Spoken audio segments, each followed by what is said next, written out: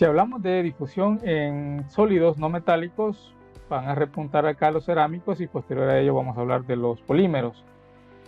Las restricciones que se tienen de la difusividad en los materiales cerámicos es que primeramente, como son extremadamente rígidos, tienen una dureza bastante grande, la difusividad en ellos es bastante complicada, es bastante difícil, pero no implica que no se pueda dar, ¿verdad? Siempre se da, pero con niveles de temperatura superiores a los que normalmente utilizamos en cualquier material. Y esto radica en el tipo de enlace que tienen los cerámicos, como lo vamos a ver en su unidad. Prevalecen los enlaces iónicos, que son enlaces con fuerzas intermoleculares bastante grandes comparadas a las anteriores, y algunos de ellos combinan los covalentes con los iónicos. La otra restricción que tenemos con respecto a la difusión en los sólidos no metálicos, llamados cerámicos en este caso, es la neutralidad de las cargas. Esa siempre debe prevalecer. Si nosotros vamos a desplazar cargas positivas, como consecuencia debe desplazarse igual cantidad de cargas negativas para que la neutralidad de la carga permanezca. Los iones solo pueden difundirse, por ejemplo, en espacios vacíos donde estuvo una partícula con el mismo tipo de carga, como lo vemos en la imagen. En este caso, el ion positivo, el que estamos llamando catión, puede desplazarse a través de los espacios vacíos que dejó una especie de su mismo tipo de carga eléctrica. Vemos que se está desplazando hacia la derecha a través de esos espacios que se observan por acá. Si se desplaza un anión, pues se va a desplazar solo utilizando los espacios donde estaban normalmente otros aniones. Los cationes, dice, por su tamaño relativo, es decir, un tamaño relativo pequeño, son más fáciles de difundir que los aniones. Recordemos que los cationes son más pequeños que los aniones y por lo tanto son más fáciles, dice acá la nota, de desplazarse. Ahí vemos los espacios en los cuales se desplazan los cationes. Claro, en su proceso va a pasar por dos aniones, ¿verdad? Acá va a haber fuerzas de atracción que pueden en cierto momento equilibrarse para permitir el paso del catión a través de ellos. Las características de la difusión en no metálicos, cerámicos en este caso: el punto de fusión de muchos materiales cerámicos es muy alto, como ya lo mencioné, por tanto son muy complejos de manufacturar.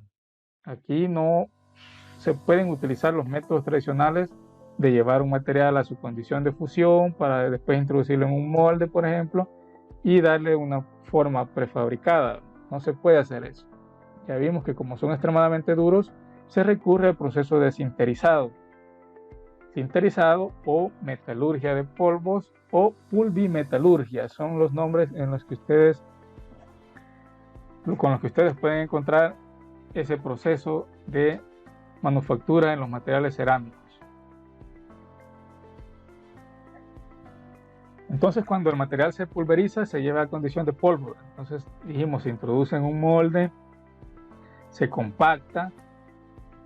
Cuando ya está compactado, entonces se lleva a un horno que aporta la energía de activación suficiente para que se muevan las especies, y en ese proceso se establecen puentes que van uniendo las partículas, y al final del proceso se va a obtener el material en su condición sólida rígida.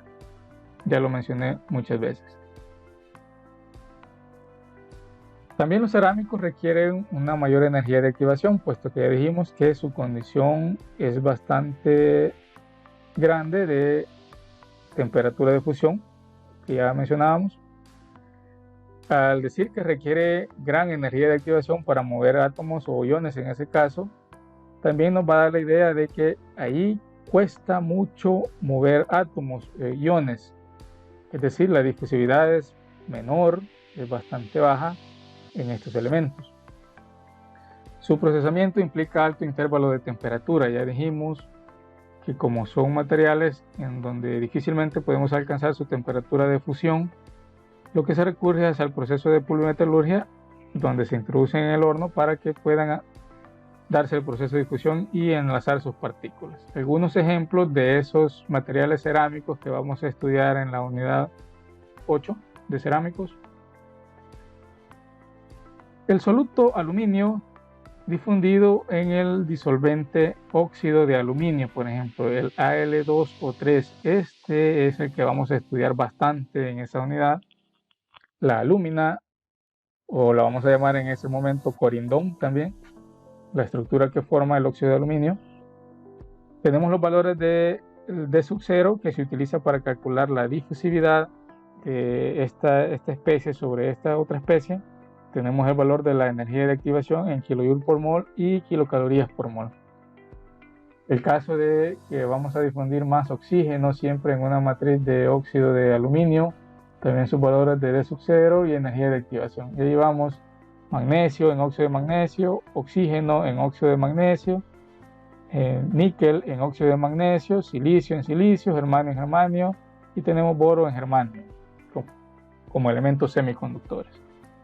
Tablas referencias. Las aplicaciones de los materiales cerámicos.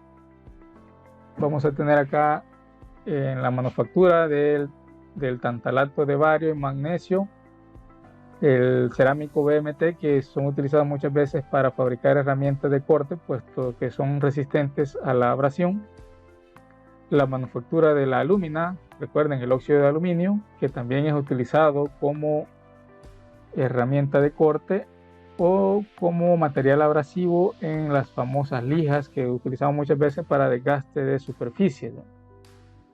Manufactura del titanato de bario. Este es un elemento utilizado, como lo vemos aquí en la imagen, para fabricar discos que son utilizados en los famosos capacitores o condensadores como material dieléctrico que separa las dos placas metálicas a través de las cuales se almacena energía.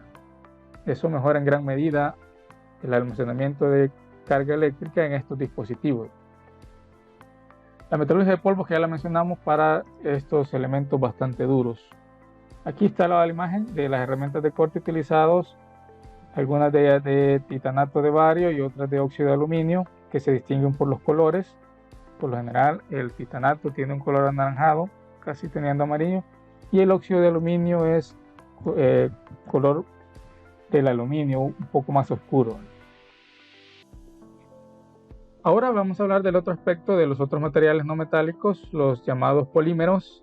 En este caso, como lo mencioné en la primera clase, lo que se requiere es restringir la difusión. Esto porque la mayoría de los polímeros son utilizados para almacenar, por ejemplo, alimentos. En ese caso, se quiere evitar que el oxígeno penetre hasta esos alimentos y oxide esos alimentos. Entonces se establecen como barreras. Si hablamos de restricciones, aquí lo que importa realmente es controlar la permeabilidad de estos elementos y no el coeficiente de difusión. Es decir, no es favorable que haya buena difusión a través de estos polímeros. Entonces hablamos de la permeabilidad como el concepto que implica términos de movimiento de especies teniendo una matriz gaseosa o vapor o fluido en general, restringir ese movimiento a través de estos polímeros. Dicen acá, el movimiento, dice acá que se expresa en términos del volumen de gas o vapor que puede permear por unidad de área y unidad de tiempo, es decir, restringir la cantidad de especies que se están difundiendo a través de un área unitaria y de un tiempo también unitario. Cuando hablamos de impermeabilidad es precisamente hablar de esa restricción. Se tiene la otra restricción, que es el hinchamiento. La mayoría de los polímeros, cuando entran en contacto con ciertos fluidos, estos tienden a hincharse cuando absorben esas partículas, esas moléculas, y eso algunas veces es provechoso. No podemos decir que todo es totalmente malo o todo es totalmente bueno. El hecho de que los polímeros se hinchen cuando entran en contacto con ciertas moléculas es provechoso para utilizarlos como sellos. Y entonces vemos ahí la fabricación de los famosos horrines, los sellos o empaques, como lo conocemos en la jerga salvadoreña. Entonces estos funcionan de esa forma. Al entrar en contacto con esas partículas se hinchan y ahí producen el sello. Cuando ustedes en su carro van a cambiar un neumático porque se les ponchó su llanta, han observado que cuando están colocando el nuevo neumático, le colocan aceite a las regiones que van a estar en contacto con el rin de su llanta. En ese momento lo que se hace es lubricar esas partes para que se dé el hinchamiento y se mejore el sello y se evite que se escape el aire a alta presión que tiene en el interior de la llanta. Esa es una aplicación muy buena que han observado los que trabajan en ese campo. Características: cuanto más compactas sean las estructuras de un polímero, menor será su permeabilidad, es decir, que más difícil va a ser moverse las especies a través de su estructura. Eso es por lógica. También, entre más pequeño sea la especie que se va a difundir a través de una estructura, entonces va a ser más fácil su movimiento. Eso también cae por lógica.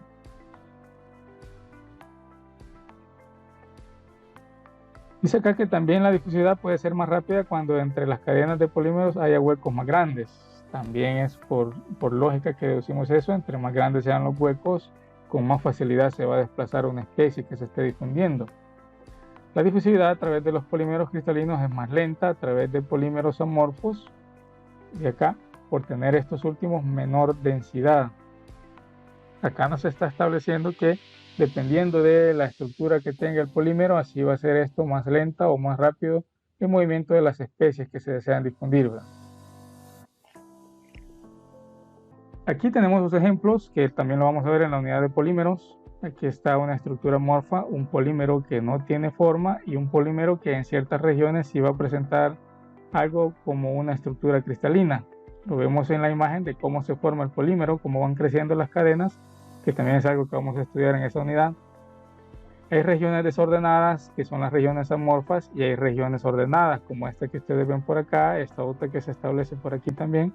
Esas son regiones cristalinas, en donde ahí va a dificultarse un poco el movimiento de las especies, ¿verdad? Depende de cómo estén estructuradas.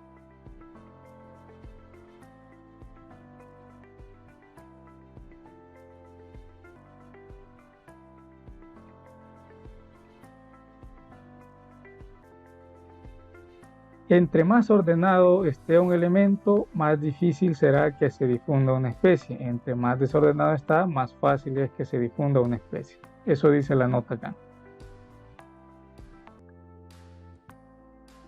Las aplicaciones de los polímeros, ya mencionamos muchas de ellas para fabricación de orines. Los polímeros, dice que se usan en alimentos, deben tener las propiedades de barrera adecuadas. Es decir, aquí la permeabilidad es bastante importante, tanto que deben ser impermeables, evitar en la mayor cantidad posible la difusión de las especies, aire, oxígeno en ese caso. Se utilizan estos polímeros en la fabricación de los depósitos de alimentos y en la fabricación de los neumáticos de vehículos, por mencionar algunos otros ejemplos. Ya mencionamos que en los neumáticos es beneficioso el hinchamiento para que se dé el sello. Ese es el objetivo fundamental de esos elementos propiamente. Ahí está la fabricación de sellos. También se utilizan los polímeros en la fabricación de globos de Millar, a los cuales se les introduce helio por lo general. Muchos la utilizan cuando celebran cumpleaños, por ejemplo. Han utilizado globos de... Hoy es de moda utilizar muchos globos de Millar en ejemplos como este. Otra aplicación para la fabricación de telas, los polímeros para fabricar telas. Ahí aparece el poliéster como uno de los que más conocemos, ¿verdad? Bolsas de polietileno para almacenar óxido de zinc. Esto es un elemento utilizado para fabricar pinturas, en donde se desea evitar la difusividad, los depósitos que la contengan, para evitar contaminación del área que se está trabajando también, ¿verdad? Y con esto ya vamos a concluir la clase con el ejercicio. Bien, para comprender mejor los conceptos de la segunda ley de Fick, vamos a resolver un ejercicio. El ejercicio menciona lo siguiente: se requiere difundir nitrógeno proveniente de una fase gaseosa en hierro puro a 675 grados Celsius. Si la concentración superficial se mantiene como 0.2% en peso de nitrógeno, ¿cuál será la concentración a 2 milímetros de la superficie después de 25 horas? el coeficiente de difusión del nitrógeno en hierro a 675 grados Celsius es 1.9 por 10 a la menos 11 metros cuadrados sobre segundo. Posterior a que resolvamos este ejercicio, les quedará de tarea que ustedes hagan los cálculos similares para espesores de 1 y 3 milímetros.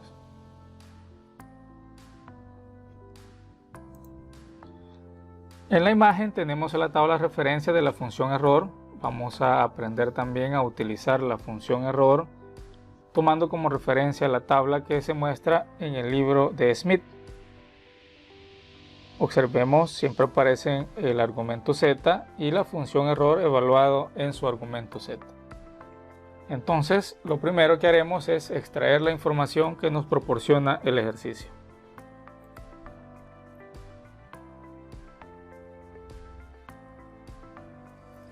Los datos importantes es que debemos identificar cuáles son las concentraciones que tenemos y cuál es la que nos pide calcular. Inicialmente nos dice que la concentración en superficie tiene un valor de 0.2% de nitrógeno. Además nos dice que el hierro en el cual se va a difundir este nitrógeno tiene inicialmente una concentración de 0% nitrógeno, puesto que es hierro puro. Vamos a indicar entonces que la concentración C sub 0 es igual a 0% de nitrógeno. La pregunta que nos hace es cuánto vale la concentración a una profundidad X. Entonces la concentración C sub X es la que nos está indicando que calculemos. ¿Cuál va a ser esa profundidad? Nos dice que la profundidad es de 2 milímetros. Esto trasladado a metros tiene un valor de 0.002 metros.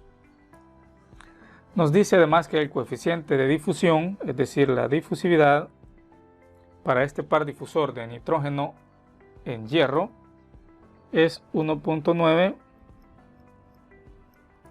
por 10 a la menos 11 metros cuadrados sobre segundo. De la segunda ley de Fick debemos descubrir qué tenemos y qué debemos encontrar. Vamos a indicar con segunda ley de Fick. Recordemos que la concentración en superficie menos la concentración a una distancia X dividida entre la concentración en superficie menos la concentración inicial, eso debe ser igual a la función error, función ERF, evaluado en su argumento X sobre 2 raíz cuadrada de la difusividad por el tiempo. Debemos agregar el dato del tiempo. Nos dice por acá que debemos hacer el análisis en un tiempo de 25 horas, que trasladado a segundos solo es un factor de 3600. Recordemos, una hora es igual a 3600 segundos, y al hacer esa operación tendríamos 90.000 segundos. Observemos que tenemos una concentración sub S, tenemos el dato de concentración inicial C sub 0, pero no tenemos la concentración C sub X, es lo que nos pide encontrar. En el argumento de la función error tenemos la distancia X, tenemos el valor de la difusividad y tenemos el tiempo. Por lo tanto, podríamos encontrar este argumento que en los libros texto acostumbran llamar argumento Z, lo que estamos entremarcando en color anaranjado, el argumento Z. Vamos a extraer entonces ese argumento y diremos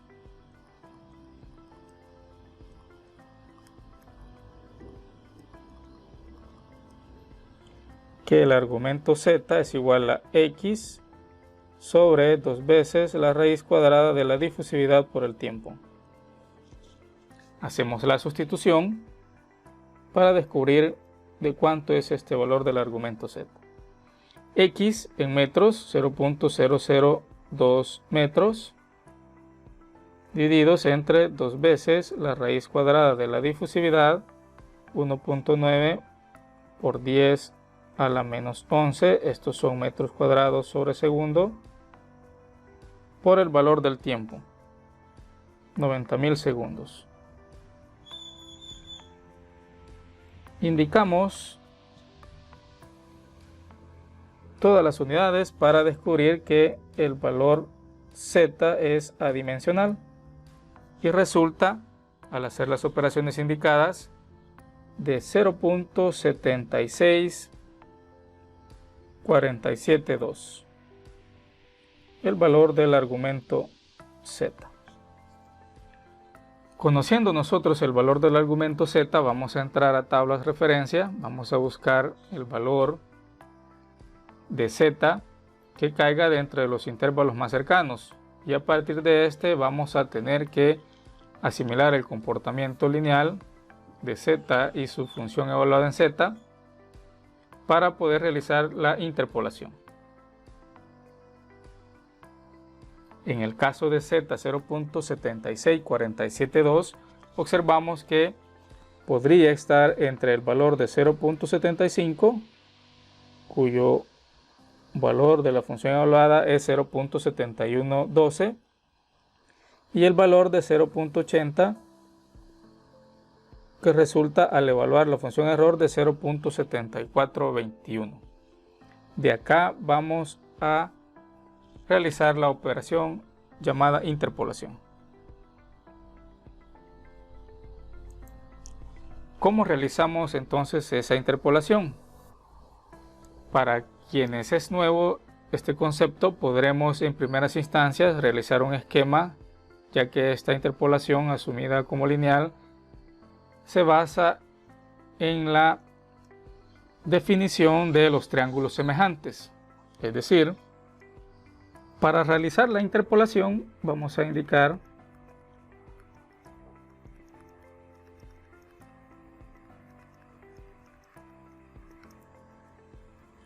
la tabla resumen, donde vamos a colocar los argumentos Z y la función evaluada en ese argumento Z. Vamos a colocar Z, función error evaluada en el argumento Z. Es decir, que para el primer valor que indicamos, 0.75, resultó la función error de 0.7112, como vimos en la tabla de referencia. Para un valor de argumento Z de 0.80, la función error tiene un valor de 0.7421. El dato que hemos encontrado del argumento Z, vamos a indicarlo con otro color. Para nuestro dato de 0.76472, ¿cuánto valdrá la función error evaluada en ese argumento? Para hacernos una idea más clara de la interpolación, se hace uso, vamos a indicarlo por acá, cuando ustedes tengan práctica en esto ya no necesitarán realizar un esquema, pero para comprenderlo mejor vamos a realizar un gráfico del comportamiento de la función error, donde vamos a colocar el argumento Z en el eje horizontal y la función error evaluada en el argumento Z en el eje vertical. El primer dato que obtuvimos sacado de tablas es que cuando el argumento Z vale 0.75, la función error tiene un valor de 0.7112. Cuando el argumento Z vale 0.80, la función error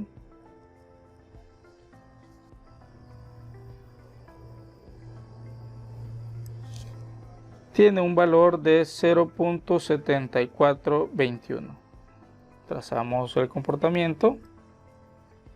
Observamos entonces que, conociendo entonces el argumento Z, vamos a indicar acá su valor en color amarillo de 0.76472. ¿Qué valor tendrá la función evaluada en ese valor? Muy bien. Podemos realizar acá los triángulos involucrados. Observemos que tendremos este triángulo y tendremos un triángulo menor. Tienen los mismos ángulos, por lo tanto podemos hacer la semejanza de triángulos, es decir, la razón entre esta cota y esta cota se iguala a la relación entre esta cota y la cota menor que tenemos por acá. ¿Cómo establecemos esas relaciones? Muy bien. Decimos primeramente que el lado de la función error evaluada en z para el triángulo más pequeño, el que tenemos acá, esta cota, resulta de erf z restarle 0.7112. Con eso tenemos esta cota.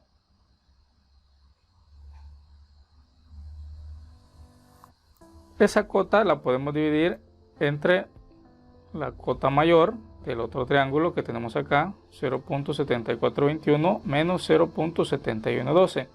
Y tenemos la primera relación entre estas cotas de estos dos triángulos.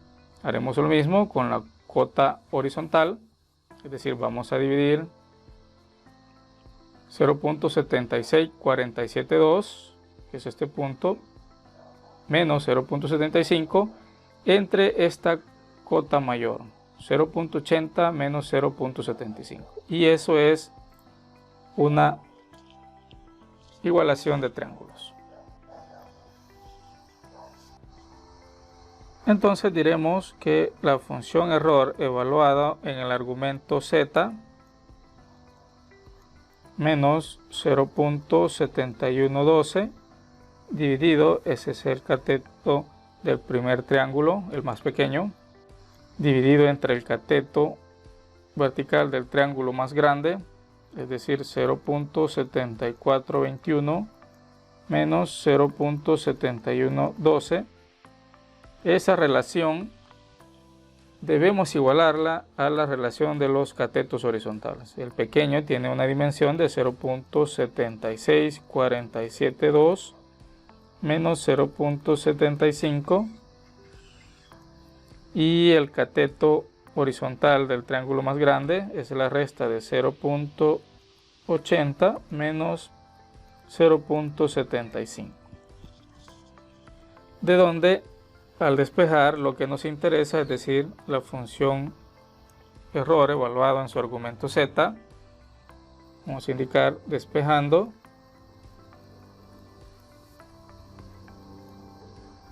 La función error entonces resulta, al despejar algunos términos, abreviando algunos pasos, 0.7112 más el producto de los términos 0.7421 menos 0.7112 multiplicados por la resta de 0.76472 menos 0.75.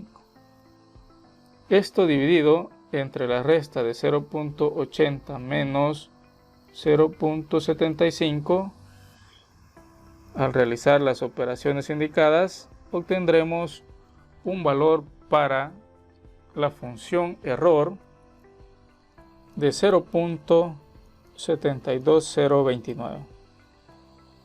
Este es el valor que tiene la función error cuando se evalúa en el argumento z igual a 0.76472. Es decir que ahora que tenemos este valor, solo debemos igualar esa expresión en la segunda ley de Fick. Vamos a indicar retomando segunda ley de Fick. Recordemos C sub s menos C sub x entre C sub s menos C sub 0 Esto es igual a la función error evaluado en el argumento z, es decir, x sobre 2 raíz cuadrada de d por t. Eso significa el argumento z. Al despejar de acá la concentración C sub x, que es la que está solicitando el ejercicio, vamos a indicar que resulta que C sub x tiene la siguiente expresión: C sub s menos el producto de la función error evaluado en su argumento z por C sub s menos C sub 0, es decir, la concentración inicial.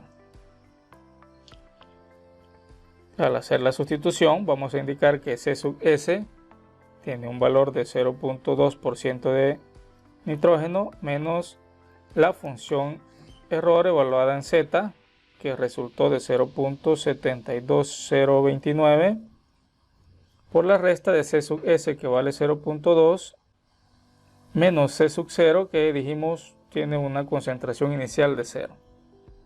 De donde resulta que entonces la concentración a un espesor X de 2 milímetros tendrá un valor de 0.0559% de nitrógeno. Con lo que llegamos a la respuesta de la interrogante del ejercicio. Repitiendo, les queda a ustedes hacer el análisis para espesores de 1 y 3 milímetros.